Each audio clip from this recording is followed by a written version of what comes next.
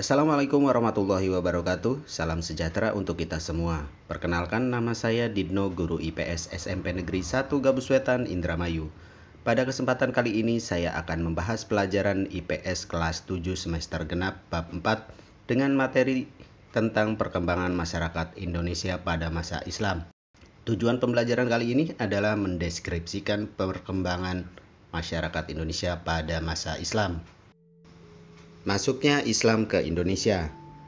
Tahukah kamu kapan pertama kali Islam masuk ke Indonesia dan dari mana tempat asalnya? Untuk menjawab pertanyaan itu, kita perlu mengkaji pendapat para ahli mengenai hal tersebut.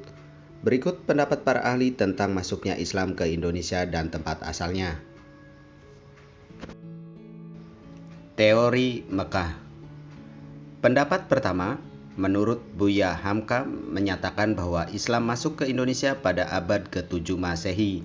Dia mengatakan bahwa Islam berasal dari tanah kelahirannya yaitu Arab atau Mesir. Hal ini berdasarkan bukti bahwa bangsa Indonesia sejak awal telah menganut mazhab Syafi'i, yang sama dengan mazhab yang dianut orang-orang Islam di Mekah. Senada dengan pendapat Hamka dikemukakan oleh Anthony H. Jones. Menurutnya, proses Islamisasi dilakukan oleh para musafir yang datang ke Kepulauan Indonesia. Bukti lain tentang masuknya Islam pada abad ke-7 Masehi adalah catatan dari dinasti Tang yang berjudul Sin Tang Su yang menyebutkan bahwa pada tahun 674 Masehi telah ada pemukiman pedagang Arab di Polu Sih atau Barus, pantai barat Sumatera. Teori Persia. Pendapat kedua dikemukakan oleh Hussein Jayadiningrat. Ia mengatakan bahwa Islam yang masuk ke Indonesia berasal dari Persia atau Iran, diperkirakan pada abad ke-13.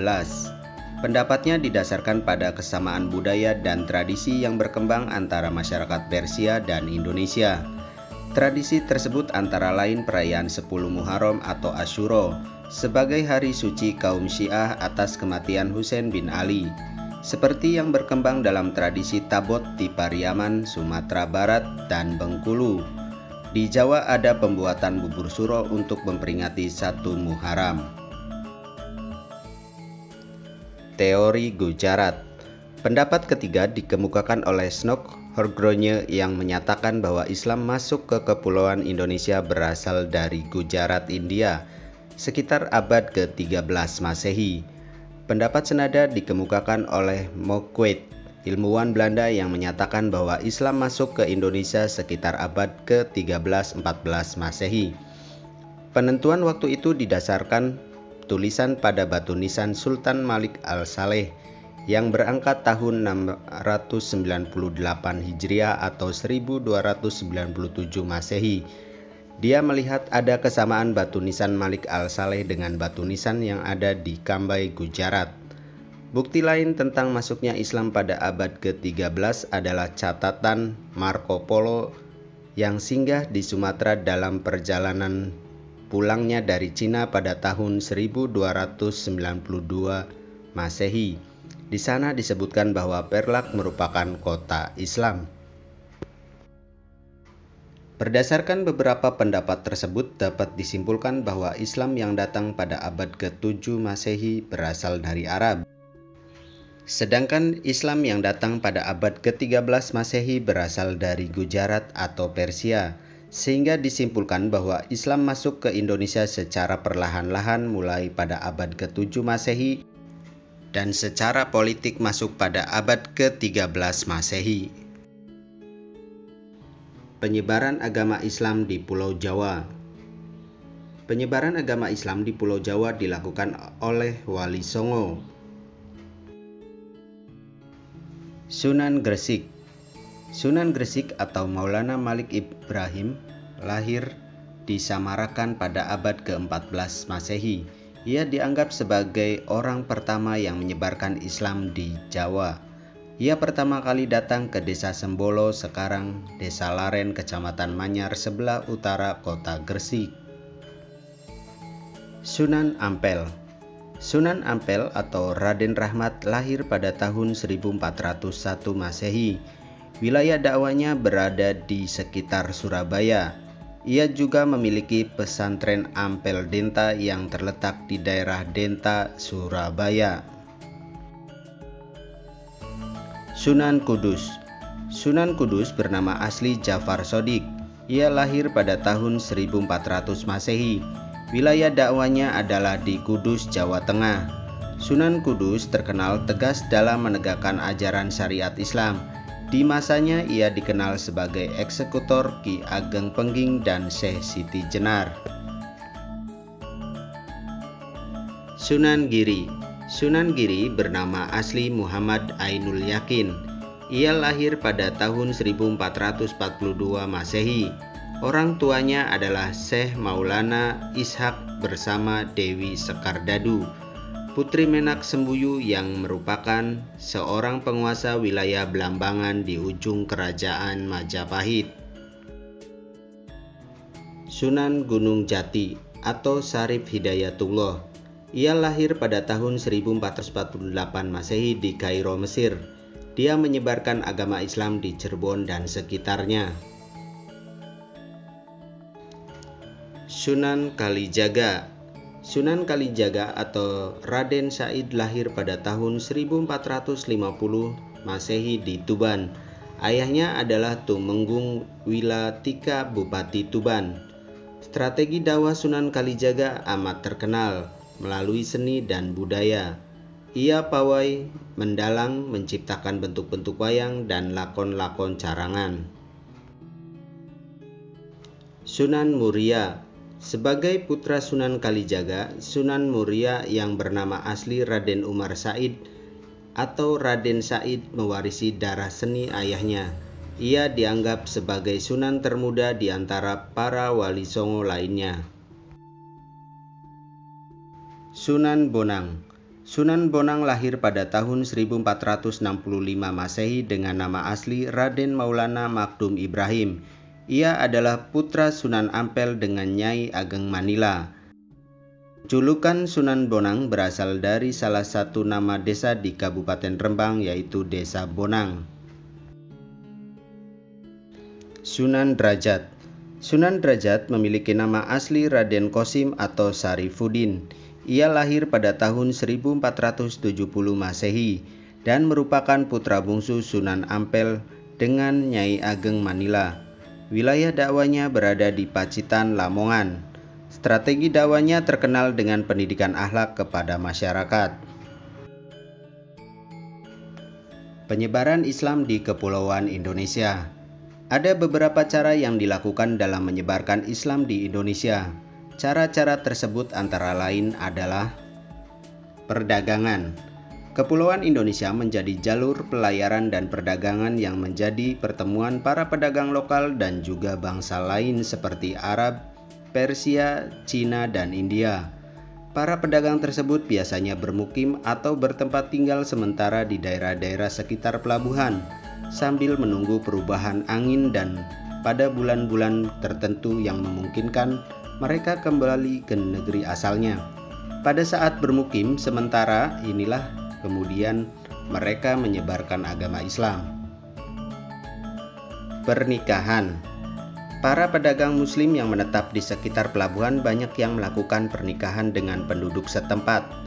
Dari pernikahan ini terbentuklah ikatan kekerabatan yang besar antara pihak laki-laki dan keluarga pihak wanita, sehingga banyak yang memeluk agama Islam setelah pernikahan tersebut.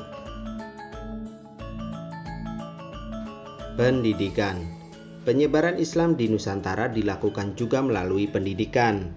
Para ulama dan guru-guru agama Islam mendirikan lembaga-lembaga pendidikan Islam yang dikenal pada waktu itu yakni surau, daya, dan pesantren. Di tempat-tempat inilah para ulama mendidik para santri tentang agama Islam. Bila telah selesai, para santri pulang ke kampung halamannya untuk berdakwah, menyebarkan agama Islam kepada masyarakat sekelilingnya. Kesenian. Penyebaran Islam juga dilakukan melalui pertunjukan seni seperti pertunjukan wayang kulit. Disebutkan dalam cerita tutur bahwa Sunan Kalijaga adalah seorang dalang yang sangat mahir dan sangat disukai rakyat. Beliau secara perlahan-lahan memasukkan unsur-unsur agama Islam dalam cerita dan pertunjukan wayang, sehingga akhirnya dapat menarik rakyat masuk agama Islam.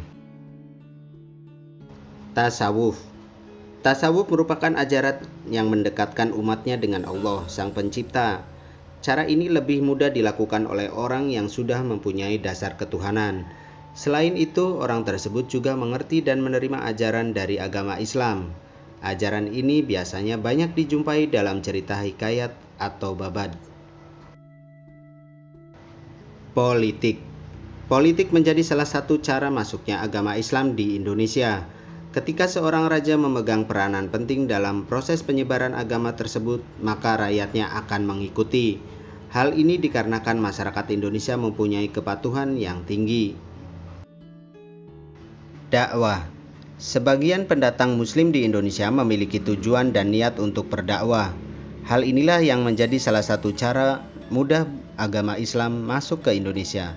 Selain dari pendatang, dakwah juga dilakukan oleh para santri dan keturunan dari pedagang Muslim. Pengaruh Islam terhadap masyarakat di Indonesia. Masuknya pengaruh Islam ke Indonesia telah membawa perubahan dalam berbagai aspek kehidupan masyarakat di Indonesia. Perubahan-perubahan itu antara lain tampak dalam bidang-bidang berikut ini. Bidang politik. Sebelum Islam masuk Indonesia, sudah berkembang kerajaan-kerajaan Hindu-Buddha. Kerajaan-kerajaan tersebut kemudian mengalami kemunduran dan digantikan peranannya oleh kerajaan-kerajaan Islam. Pada masa Islam, konsep kerajaan berubah menjadi kesultanan. Dalam sistem kesultanan, nilai-nilai Islam menjadi dasar dalam pengendalian kekuasaan. Bidang sosial. Pada masa Hindu-Buddha terjadi pembedaan yang tegas antar kelompok masyarakat yang disebut dengan sistem kasta. Sistem ini membedakan masyarakat menjadi golongan Brahmana, Ksatria, Waisya, dan Shudra. Setelah masuk Islam, sistem kasta menjadi pudar karena ajaran Islam tidak menerapkan sistem kasta. Meskipun demikian, pada masa Islam masih terdapat penggolongan kelompok masyarakat seperti di Jawa, seorang ulama diberi gelar kiai yang menunjukkan ketinggian derajat pada struktur sosial di masyarakat. Begitu pula dengan penyebar agama Islam yang diberi gelar sunan. Gelar ini menunjukkan status sosial yang tinggi. Bidang agama. Pada masa Islam, sebagian besar masyarakat di Indonesia menganut agama Islam. Meskipun demikian, masih terdapat masyarakat yang menganut agama Hindu, Buddha, atau menganut kepercayaan terhadap roh nenek moyang atau roh halus. Bidang kebudayaan. Berkembangnya kebudayaan Islam di Kepulauan Indonesia tidak serta-merta menggantikan atau memusnahkan kebudayaan yang sudah ada, tetapi memodifikasi dan menyesuaikan agar tetap sesuai dengan ajaran Islam. Hal ini menyebabkan terjadinya akulturasi budaya Islam dengan kebudayaan yang sudah ada. Hasil akulturasi tersebut antara lain sebagai berikut. Seni bangunan. Bentuk bangunan masjid kuno memiliki unsur kemiripan dengan kebudayaan Hindu-Buddha. Kemiripan ini terlihat pada hal-hal berikut. Atap tumpang. Atap tumpang merupakan atap yang bersusun semakin ke atas semakin kecil. Tingkat yang paling atas berbentuk limas. Jumlah tumpang itu selalu ganjil. Atap tersebut serupa dengan arsitektur Hindu. Atap tumpang saat ini masih banyak ditemukan di Bali, namanya Meru, dan khusus digunakan sebagai atap bangunan-bangunan suci di dalam pura. Contoh masjid yang menggunakan atap tumpang adalah Masjid Demak dan Masjid Banten. Menara. Menara merupakan bagian bangunan masjid yang berfungsi untuk mengumandangkan azan ketika waktu sholat telah tiba. Pada Masjid Kudus, bentuk menara mirip sekali dengan bentuk bangunan candi di Jawa Timur, yang telah diubah dan disesuaikan penggunaannya dan diberi atap tumpang. Makam. Pembangunan makam bagi sebagian umat Islam di Indonesia dianggap sebagai bentuk penghormatan kepada orang yang telah meninggal. Di Indonesia banyak ditemukan makam yang terletak di bukit atau dataran tinggi seperti makam Sunan Gunung Jati di Gunung Sembung Cirebon atau komplek pemakaman Raja-Raja Mataram di Imogiri yang mengandung unsur kepercayaan kepada roh nenek moyang dan merupakan bentuk perwujudan pendirian punden berundak megalitik. Seni ukir. Seni ukir yang berkembang pada masa Islam merupakan modifikasi dari masa sebelumnya. Dalam ajaran Islam ada larangan untuk membuat patung atau melukis makhluk hidup, apalagi dalam bentuk manusia. Meskipun demikian, seni ukir terus berkembang dengan menggunakan ragam hias seperti pola-pola daun-daunan, bunga-bungaan, dan lain-lain. Selain itu, ditambah dengan ragam hias huruf Arab atau kaligrafi yang kerap digunakan untuk menyamarkan lukisan makhluk hidup. Itulah penjelasan materi perkembangan masyarakat Indonesia pada masa Islam. Semoga bermanfaat bagi kita semua. Sebelum mengakhiri pertemuan ini, ada beberapa soal evaluasi. Silakan perhatikan soal berikut ini.